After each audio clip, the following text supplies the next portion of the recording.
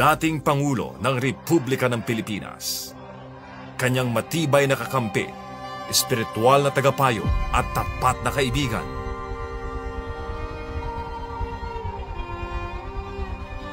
Magkasangga, walang iwanan. Parehong pilit na pinagbabagsak ng mga kurap at sakim sa kapangyarihan. Si dating Pangulong Rodrigo Roa Duterte, pwersahang dinala sa banyagang bansa.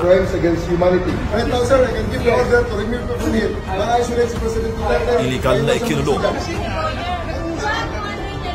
Niyuraka ng kanyang mga karapatan at ipinahiya sa buong sanlibutan. I am Rodrigo Roa Duterte. Samantala, gamit ang iligal na warrant, ay marahas na sinalakay ng kapulisan ang mga compound ng KOJC sa Davao City at Sarangani at nilabag ang mga karapatang pantao ng mga naroroon.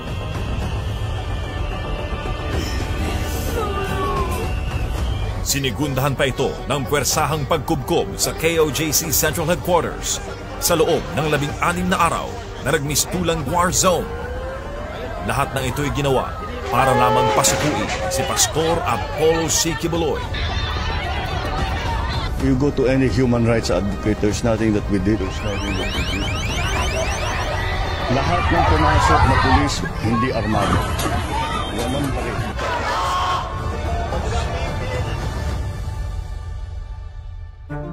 Dalawang lider, tapat na magkaibigan. Biktima ng maduming laro ng politika sa Pilipinas. Iisang mukha ng pang-aapi, parehong pattern, parehong taktika. Mga gawa-gawang kaso, brutal na paggamit ng puwersa. Lahat ng yan ay upang patahimikin sila. Doon pa man, bago mangyari ang mga walang katarungang ito, sinubok na ng panahon ang kanilang samahan.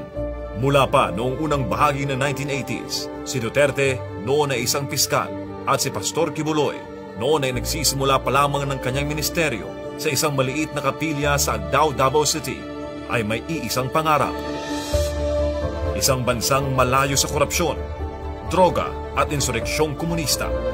Ang Sunshine Media Network International ang naging pinakamalakas nilang sandata, ang tanging network na walang takot na naglalantad ng katotohanan. Ngunit ang katotohanan ay may maraming kaaway. Lagay nyo dito yung prangkisa nyo on the line. Noong 2023, pinalaan na ni Vice Presidente Sara Duterte si Pastor Quiboloy. Tatargetin ang SMNI. Isusunod na pabagsakin si Pastor Apollo C. Quiboloy at ang kanyang simbahan gamit ang mga gawa-gawang kaso. Bibili ng mga miyembro, babayaran para maging false witnesses. Ikukulong ang kanyang ama sa International Criminal Court sa The Hague, Netherlands. At pagkatapos, siya naman ang isusunod. Tinanong ko. Bakit ganoon na lang ang obsesyon ng administrasyong ito upang pabagsakin si Pastor Quiboloy? Dahil sa kanyang ipinaglalaban. Si Pastor Quiboloy ay hindi lamang spiritual na leader ng KOJC na may 7 milyong nasasakupan sa buong mundo. Siya rin ang nagtatag ng Jose Maria College Foundation Incorporated na nagbibigay ng libreng edukasyon sa maraming kabataan. Noon pa man, siya tumutulong ng walang hinihintay na kapalit sa mga kababayan nating nangangailangan mula sa mga kabataan, sa mga biktima ng sakuna at kalamidad, mga katutubo,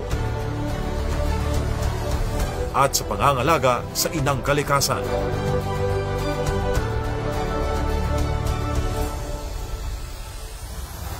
Siya ang puwersa sa likod ng SMNI, ang tanging network na lumalaban sa korupsyon, droga, terorismo at hindi nababayaran ng kahit anumang suhod. Siya ang pinakamalakas na kakampi at tapat na kaibigan ni Duterte kung kaya't siya ang unang ginipit. Isa-isa, nabubuo ang mga piraso ng plano ng mga kaaway. Tinatanggal ang lahat ng balakid upang hadlangan ang pagbabalik ng isang Duterte. Dinubusalan ang maraming karapatan, ngunit hindi na bulag ang taong bayan. Naikulong man sina Tatay Digong at Pastor Kibuloy, ngunit hindi matatahimik ang katotohanan. Mas lalo nilang sinusubukang pabagsakin ang mga Duterte, mas lalong lumalakas ang boses ng taong bayan. Protektahan natin ang konstitusyon at sama-sama nating ayusin ang Pilipinas. Bumoto para sa mga may tapang na lumaban at totoong malasakit sa bayan. Pastor Apollo C. Kibuloy sa Senado. Tapat na kaibigan. Boses ng mga inaapi. Vote straight PDP laban. Vote Pastor Apollo C. Kibuloy, number 53 sa